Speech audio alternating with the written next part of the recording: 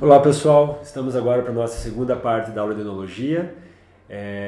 Essa parte vai envolver as fermentações, os cuidados com a levedura, o processo de envelhecimento dos vinhos, as estabilizações, seja ela em tanques de inox ou barricas, e o invase do vinho. Essa é uma etapa muito importante porque nesse momento a gente vai ter que preparar o nosso vinho para que a levedura consiga extrair todos os compostos, todos os aromas possíveis e nós temos uma grande bebida ao final do processo. Vamos lá? Depois que a gente faz todas as etapas de desmontagem do vinho, de decantação, agora o vinho está pronto para entrar em contato com a levedura, seja vinho branco, tinto ou rosé. Então a gente vai, para você preparar a levedura, a gente vai o que a gente chama de inoculação, nós vamos fazer um pé de cuba. O que é o pé de cuba? Já ouviram falar? O pé de cuba nada mais é do que um mosto em fermentação com uma concentração de levedura selecionada superior à que se encontra normalmente nos mostos em fermentação natural. Sua utilização tem por objetivo acelerar e qualificar o processo fermentativo. Os mostos são meios de cultura microbiológica com alta capacidade biogênica, ou seja, de fermentar. Então, se eu não preparo, quando eu colho a uva e já inicio, eu tenho leveduras naturais na casca da uva. Por mais que eu coloque sulfito, por mais que a gente proteja, se eu deixar a uva parada, ela vai iniciar a fermentação natural. Então, eu preciso hoje, eu particularmente utilizo leveduras selecionadas. Então, a levedura que eu quero, eu tenho que fazer um meio microbiológico de alta propagação, multiplicação, para que quando ela chegue no tanque de fermentação, ela já inicie o processo prontamente. Não entre em competição com leveduras que estão ali no mosto, tentando fazer uma fermentação indesejada. Então a gente tem que ter esse cuidado. Então o pé de cuba é isso, nada mais é do que uma concentração alta de leveduras. O que diferencia o pé de cuba de uma microvinificação para uma vinificação em grande escala? A quantidade, a proporção. Então esse exemplo da foto aqui é o exemplo de um pé de cuba para fermentar 50 litros de vinho. Agora, se eu tenho um tanque de 50 mil litros, eu tenho que fazer um pé de cuba de 2 mil litros praticamente. Essa primeira, o que a levedura, a função dela é fermentar o açúcar e transformar em álcool. Então é um fungo, de modo geral é a Saccharomyces cerevisiae, né, que é a espécie que faz a fermentação, e ela tem algumas características importantes que eu tenho que ter nessa levedura. Que primeiro, alto rendimento de etanol, então ela tem que gerar etanol como um metabolismo secundário, porque é etanol que eu quero ter no vinho. Poder sobreviver no álcool, né? Porque conforme ela vai consumindo açúcar, vai baixando o açúcar e aumentando o álcool. Então o álcool ele é uma ação seletiva e antisséptica. Então ela tem que estar convivendo com um vinho de 14% de álcool. Então até ela chegar nesse 14%, ela precisa conviver nesse meio. Tem uma boa produção de glicerol, que vai dar a característica de mais maciez para o vinho. Não produzir acidez volátil. A acidez volátil é desagradável, a acidez volátil tem limite pela lei. Então, algumas leveduras no processo de fermentação aumentam a acidez volátil. Principalmente aqueles fungos que vieram de uvas de podridões. Então, você tem muita acidez volátil e você tem que controlar. Então, a levedura não pode produzir acidez volátil. Baixa produção de SO2 e, principalmente, atividade killer. A levedura selecionada ela tem que suprimir, a killer em inglês é matar, suprimir a levedura existente. Então, se eu quiser fazer um vinho de fermentação natural, é uma coisa. Aí eu tenho que permitir que a levedura presente na uva, presente no meu meio, inicie a fermentação. Isso é um detalhe, mas do ponto de vista comercial, do ponto de vista hoje mundial, em grandes vinícolas, a maioria delas trabalha com leveduras selecionadas. Pode ser levedura do próprio vinhedo, leveduras originais da própria região, regiões mais consolidadas, você já tem isso presente. Agora, você é uma levedura que é guardada, que é passada até por gerações e gerações, e ela é melhorada, mas é feito pé de cuba. Então você precisa ter esse processo e esse cuidado. Se nós entrarmos na questão de, não vou adicionar levedura, é critério do enólogo, é critério do técnico. Mas sabendo que a gente tem que trabalhar para elas. As leveduras são as grandes estrelas do processo de elaboração de um vinho. São elas que vão se alimentar da uva, vão se alimentar do açúcar, vão poder extrair, transformar o açúcar em álcool e extrair as centenas de compostos voláteis que vão dar características ao produto. Então, para elas que nós trabalhamos. Eu sempre falo, quem é a minha chefe é a levedura, porque é para ela que eu trabalho. Então, a levedura vai fazer isso aqui, a fermentação alcoólica basicamente. Vai consumir o açúcar, vai transformar em álcool, liberar CO2. Por isso, quando a gente está fermentando, a gente vê borbulhas, porque é CO2 saindo e calor. Tá? Sobre fermentação alcoólica, o que é muito importante considerar? A temperatura. Então, a temperatura para a fermentação alcoólica ela é importante porque ela vai dar... Você tem que imaginar que a levedura a levedura é um ser vivo, então ela reage melhor a temperaturas mais baixas ou mais frias. Se você tem temperaturas muito altas, acima de 30 graus, a levedura pode até morrer, porque ela não trabalha bem com temperaturas altas. Mas com temperaturas de 20, 25 graus, ela metaboliza, o seu processo de fermentação é mais rápido. Quando a gente trabalha com temperaturas mais frias, o processo de fermentação é mais lento, eu permito a liberação de compostos mais frutados, então mais aromáticos. Então, para os brancos e rosés, a gente busca fermentação alcoólica entre 12 e 16 graus, e para tintos de 20 a 25, porque além disso a gente quer extrair taninos, e temperaturas mais altas facilitam a extração de taninos de compostos fenólicos. Então, na fermentação alcoólica, tem essa distinção entre os diferentes vinhos. E eu coloquei aqui a questão da maceração. A maceração é uma etapa importante. O que é a maceração? A maceração nada mais é do que o contato da casca com o mosto. É o contato que a gente permite que essa casca da uva, a semente, esteja em contato com o suco. Então, nós deixamos essa maceração, lembra que eu comentei que o vinho rosé, a gente deixa a maceração por horas ou 1 dia, 2 dias. Já para vinhos tintos, eu posso deixar a maceração de 4 dias até 1 mês em contato com a casca. Tá? Quanto mais tempo permitir em contato com a casca, quanto mais macerado é o vinho, mais aporte fenólico, mais cor eu posso adquirir. Tá? E um detalhe que é muito importante, que hoje a gente vê, é uma técnica, que é a questão da maceração carbônica. A maceração carbônica é uma técnica utilizada antes da fermentação, antes de iniciar a fermentação alcoólica. Hoje é muito usado nos Beaujolais, né, alguns vinhos também, algumas regiões vitícolas têm utilizado. A maceração carbônica é uma maceração que eu faço intracelular. Eu coloco essa uva, colho ela, coloco ela inteira, sem rompimento, em tanques, com uma atmosfera com gás carbônico. Com isso eu faço com que esse ambiente anaeróbico, esse ambiente de CO2, faz com que eu não tenha ação de leveduras externas e vai acontecendo uma fermentação enzimática de dentro para fora, do interior da uva para fora.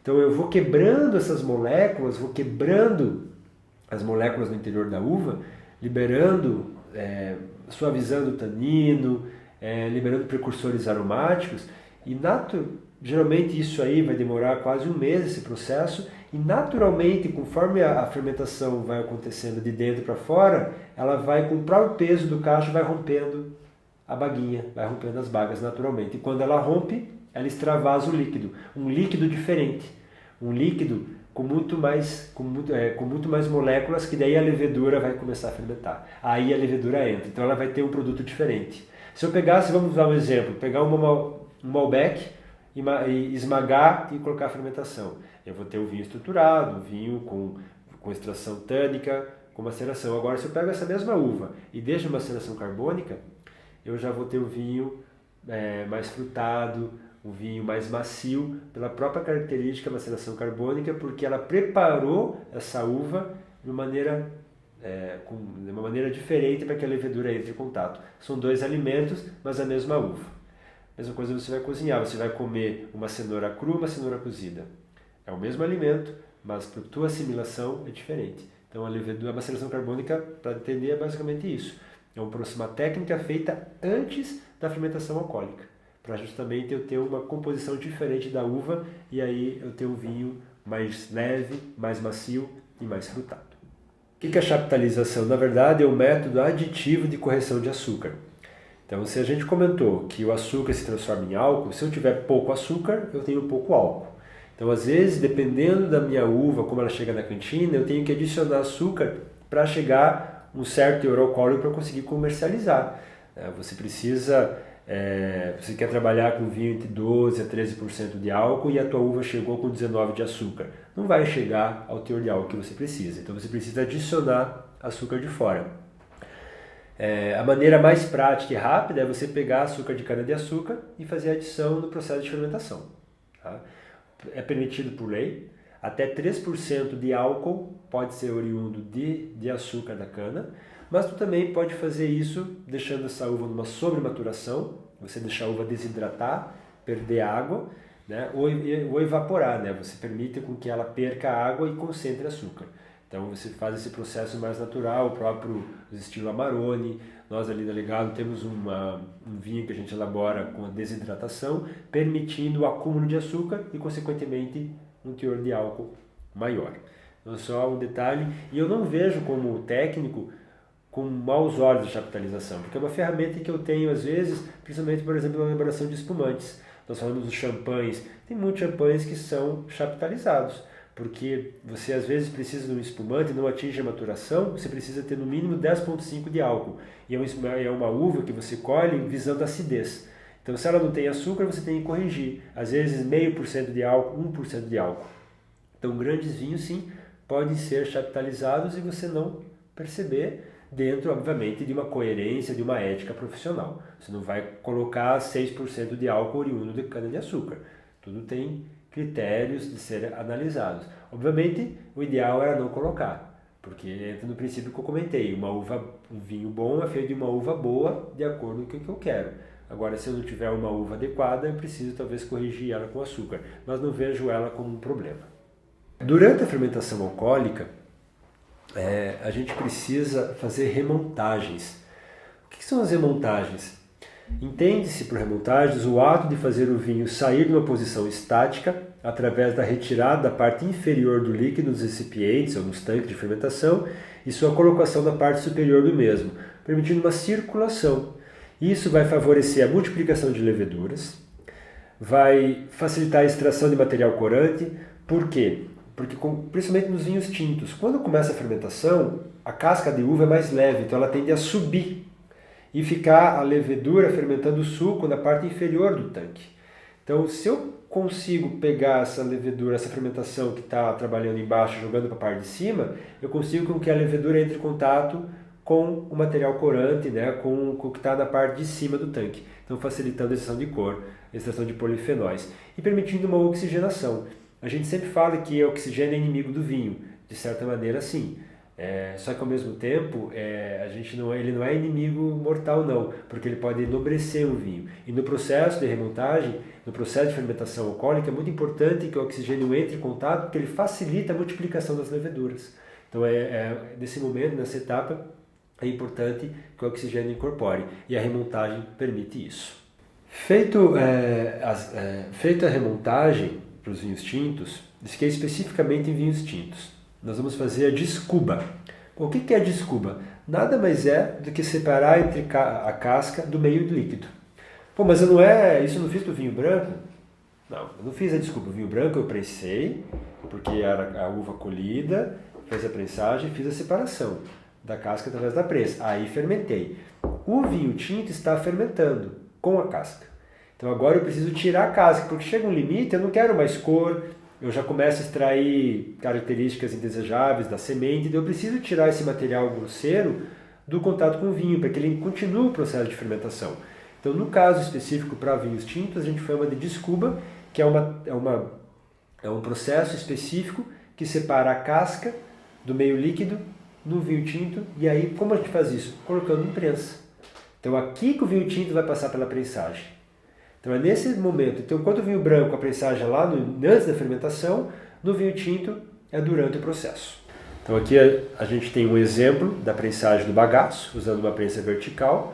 Então o vinho já está fermentado, então nesse caso já não tenho mais mosto, é o vinho. Porque a partir do momento que tem o processo de fermentação eu já não tenho mais mosto, eu tenho o vinho em si, que eu já tenho o álcool presente.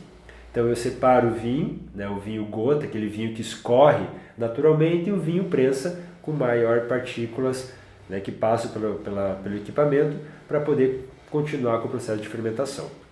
Quando a gente vai, a questão da maturação natural é muito importante permitir sucessivas trasfegas. O que seria isso? A trasfega nada mais é do que o ato de translocar o vinho de um tanque para outro, visando separá-lo da borra que decanta por ação da gravidade.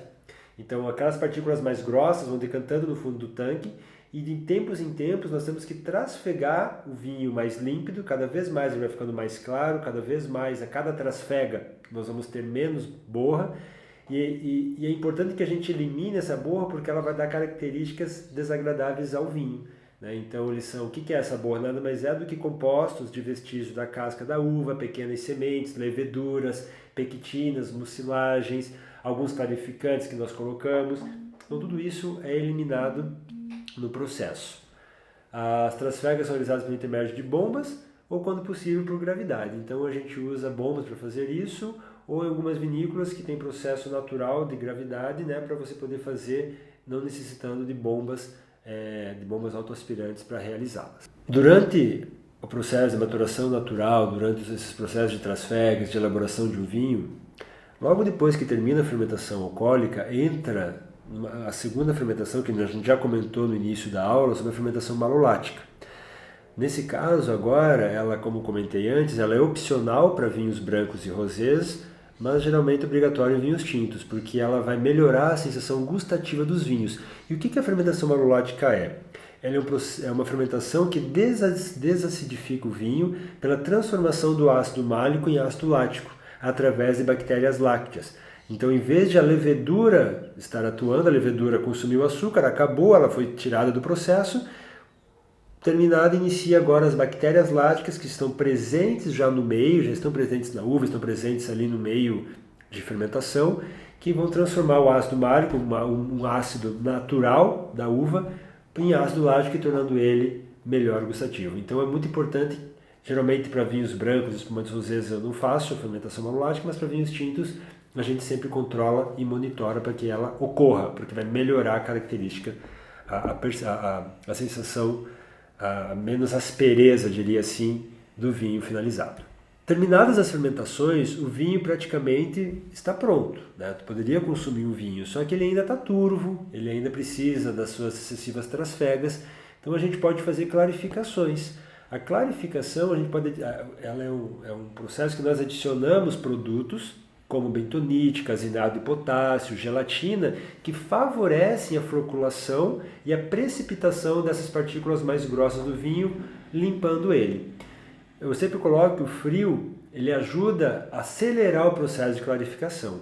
Então é importante que quando a gente vai fazer clarificação, e geralmente ela ocorre justamente com o inverno, né, em regiões subtropicais como a nossa aqui, então a gente colheu a uva no verão, processou ela ali no início de outono, e a clarificação pós-fermentações vai se dar no inverno. Então a gente tem esse fator que nos auxilia a fazer uma clarificação melhor no período de inverno, para passar do inverno fazer mais uma trasfega para eliminação de borra, e o vinho praticamente vai estar pronto para ser consumido, né, se estamos falando de vinho brancos e rosés. Tá? Então essa clarificação tu pode realizar com adição de produtos ou com somente frio artificial, e você clarificando ela, né, respeitando essa maturação, essa clarificação natural. Depois do processo de clarificação e tudo, a gente tem o que a gente chama de envelhecimento e maturação do vinho. O envelhecimento, geralmente ele é realizado em barricas de carvalho, né? Aí a questão das madeiras, pode ser carvalho francês, carvalho americano, carvalho húngaro, madeiras nativas do Brasil. A gente não tem tanto estudo com isso, mas existem muitas madeiras brasileiras com potencial de envelhecimento. Então você vai fazer com que esse vinho ganhe estrutura, ganhe qualidade em contato com a madeira. Então a gente vai melhorar as reações de oxidação e redução do vinho, porque a madeira ela tem poros que permitem a entrada de oxigênio. Então essa entrada, essa microoxigenação facilita com que o vinho vai ficando menos adstringente, mais macio e permitindo algumas quebras de compostos e melhorando, evoluindo alguns aromas, principalmente aromas terciários, aromas provenientes do contato da madeira com o vinho. Né? Geralmente você vai fazer isso somente em vinhos tintos e brancos de alta qualidade. porque uma barrica hoje em média me custa R$5.000 para fazer uma compra de uma barrica nova no Brasil.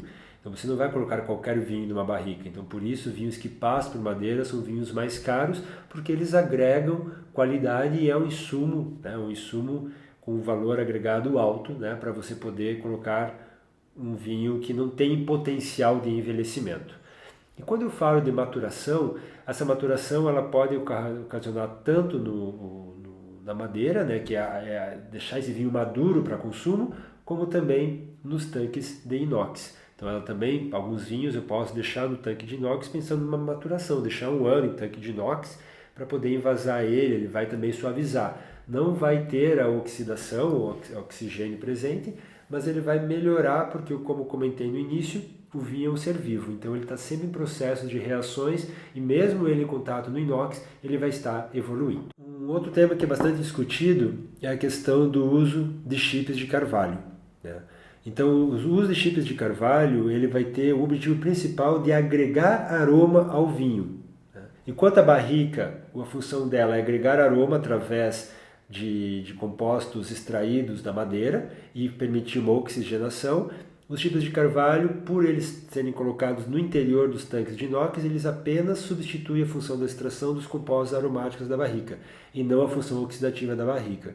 Então tem muitos vinhos hoje que são vinhos que passam por madeira, não propriamente pela barrica. Significa que a madeira passa pelo vinho pensando em agregar aromas. E pensando no custo, ele é muito mais barato, né, para uma vinícola, porque você pode colocar as próprias aduelas das barricas, pode colocar os chips de carvalho, então ela é as lascas, então ela se torna um insumo mais barato e tu agrega aroma, que muitas vezes é o que você apenas precisa, agregar um pouco de aroma de madeira e não permitir uma oxigenação. E também hoje já existem técnicas que permitem uma oxigenação no próprio tanque de inox. Você colocar mangueirinhas com oxigênio controlado, imitando como se fosse uma barrica. Em grandes vinícolas hoje já tem essas técnicas de você colocar o chip no interior do tanque e de tempos em tempos colocando bolinhas de oxigênio para que você permita também uma microoxigenação desse vinho em inox. Aqui só um exemplo que mostra um Chardonnay sem carvalho e com carvalho. Então quando a gente tem um vinho sem madeira, por exemplo o Chardonnay, a gente vai ter aromas frutados, abacaxi, cítricos, maçã. E quando você coloca esse vinho em contato com madeira, ele vai puxar aromas de cravo, manteiga, baunilha, coco, caramelo, o defumado, que são aromas característicos de vinhos que passam por madeira. Bom, então essa é uma das principais características de melhora da qualidade de um vinho que passa por barricas de madeira. E por último, depois que a gente termina, né, fizemos nossas trasfegas, o vinho passou pela sua maturação, seu envelhecimento, a gente tem que fazer uma estabilização tartárica.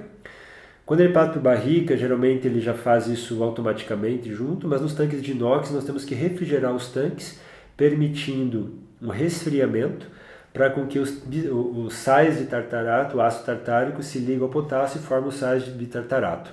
A foto aqui exemplifica, né? Você tem embaixo mais transparente a borra, que é aquela mucilagem, aqueles restos de leveduras, e em cima os cristalzinhos de tartarato formados pela excedação tartárica realizada em câmara fria. Então isso é uma etapa realizada antes do invase, porque se você invasar um vinho sem realizar a estabilização tartárica, ele pode uma característica organoléptica não vai alterar tanto, mas ele pode formar isso aí na garrafa. E principalmente em vinhos brancos e rosés, isso pode ser uma depreciação do produto do ponto de vista do consumidor. Você pegar uma garrafa e encontrar os cristais de tartarato, ele não vai afetar, não vai afetar, eu digo, organolepticamente, mas pode afetar visualmente e comprometer a venda do produto. Então é muito importante fazer a estabilização tartárica. Aqui é a questão da filtração. Eu particularmente a filtração eu não vejo com bons olhos, porque a filtração, ela, dependendo da técnica que você utiliza, você pode estar extraindo muitos aromas, que ela acaba segurando, retendo no processo de filtração. Porém, do ponto de vista do consumidor, muitos vinhos, por ainda não estarem tão bem límpidos, não foram feitos uma boa clarificação, não tem um processo de estabilização bem adequado, então tu precisa filtrar para você ter um vinho, né, límpido, um vinho translúcido, para poder envasá-lo.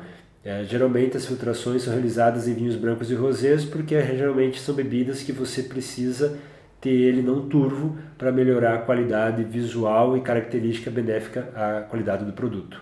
Então tem diferentes filtros de terra, filtros de placa, todos eles com o objetivo de realmente tirar as partículas mais fininhas que não foram limpas por trasfega e decantação natural. E por último, fechando a nossa aula de enologia, o invase. Como eu comentei, vocês lembram do inicial, o que eu enfatizei? Todas as etapas são importantes. E o invase, você cuida de todas essas etapas, faz uma boa, cuida da colhe a uva, cuida bem do processo de desengace, esmagamento, fez todo um cuidado com o pé de cuba, acompanhou a fermentação alcoólica, todo o trabalho da descuba, com as trasfegas, todas essas você fez um controle enorme e aí chegou no momento do invase, não tinha o equipamento adequado, não tinha uma rolha adequada, uma rolha de cortiça indevida, contaminada, e você perde todos esses processos. Então o invase é uma etapa final, muito importante, tem que trabalhar com garrafas limpas, é o momento que a gente corrige o SO2, adicionando dose de SO2 para manter níveis de 35 mg por litro, que é o que a legislação nos recomenda e permite, né? E depois, feito o invase, armazenar essas garrafas a temperaturas na adega para continuar evoluindo este produto. Aqui a gente tem algumas máquinas hoje feitas automaticamente no invase, né?